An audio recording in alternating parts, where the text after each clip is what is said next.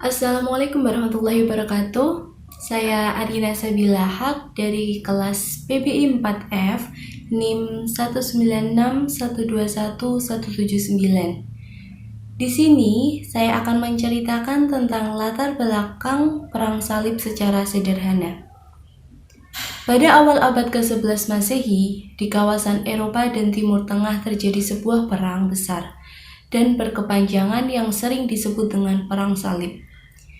Perang salib pada hakikatnya bukanlah perang yang didasarkan karena adanya konflik agama, namun lebih kepada perebutan kekuasaan antara Bizantium Romawi Timur dan kaum muslimin. Secara umum, latar belakang pecahnya perang salib yaitu masyarakat Kristen kehilangan kebebasan dan keamanan untuk beribadah di tanah suci di Yerusalem. Bani Saljuk menerapkan kebijakan yang membatasi umat Kristiani yang akan beribadah di Yerusalem. Bani Saljuk menguasai wilayah-wilayah penting di Asia Kecil dan mengancam eksistensi dari Konstantinopel. Adanya keinginan dari Bizantium Romawi Timur untuk mempertahankan penguasaan ekonomi perdagangan di Timur Tengah.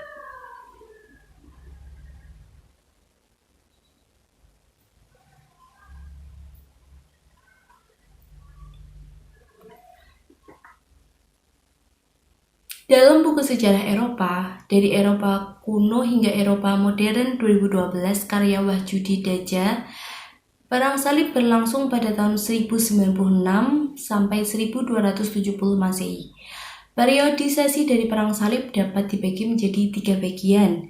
Yang pertama, Perang Salib 1 yang terjadi pada tahun 1096 sampai 1144 Masehi. Yang kedua, Perang Salib kedua yang terjadi pada tahun 1144 sampai 1187 Masehi. Yang ketiga, Perang Salib 3 yaitu terjadi pada tahun 1189 sampai 1192 Masehi. Yang terakhir, Perang Salib 4 terjadi pada tahun 1219 hingga 1291 Masehi.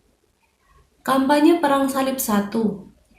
Perang Salib I yang dimulai pada 1096 Masehi merupakan hasil dari kampanye dan propaganda dari Paus Urbanus II dan Petrus Amin.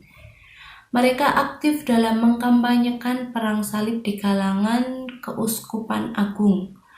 Pada tahun 1095, kampanye tersebut berhasil mengumpulkan tentara sebanyak 150.000 orang yang sebagian besar berasal dari Perancis dan Normandia. Hasil Perang Salib I terdapat dalam buku sejarah Islam klasik tahun 2013, yaitu tentara salib yang dipimpin oleh Godfrey, Bohemond, dan Raymond mendapatkan kemenangan besar pada Perang Salib I. Mereka berhasil menaklukkan Nicea dan menguasai Edessa atau yang biasa disebut Turki pada tahun 1908. Mereka juga mendirikan pusat pemerintahan tentara salib bernama Country Edessa atau Kerajaan Latin I dan mengangkat Baldwin sebagai rajanya. Tentara salib tidak hanya berhenti sampai di Edessa. Mereka kembali melakukan penaklukan di kawasan timur, tengah, dan mendirikan 3 kerajaan Latin yaitu yang pertama, Kerajaan Latin II di Antioquia tahun 1098 Masehi yang dipimpin oleh Raja Bohemond. Yang kedua, Kerajaan Latin III di Baitul Maqdis tahun 1099 Masehi yang dipimpin oleh Raja Godfrey. Yang ketiga, Kerajaan Latin IV di Tripoli tahun 1099 Masehi yang dipimpin oleh Raja Raymond.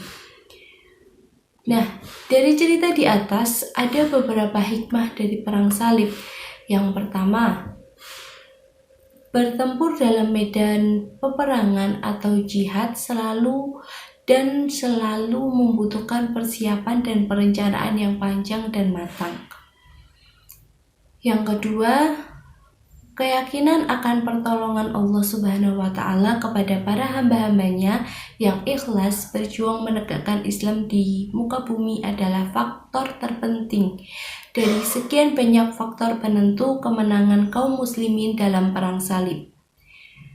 Yang ketiga, sabar menjalani serangkaian persiapan, perencanaan, dan peperangan yang memakan waktu lama juga menjadi salah satu faktor penentu kemenangan kaum muslimin pada perang salib.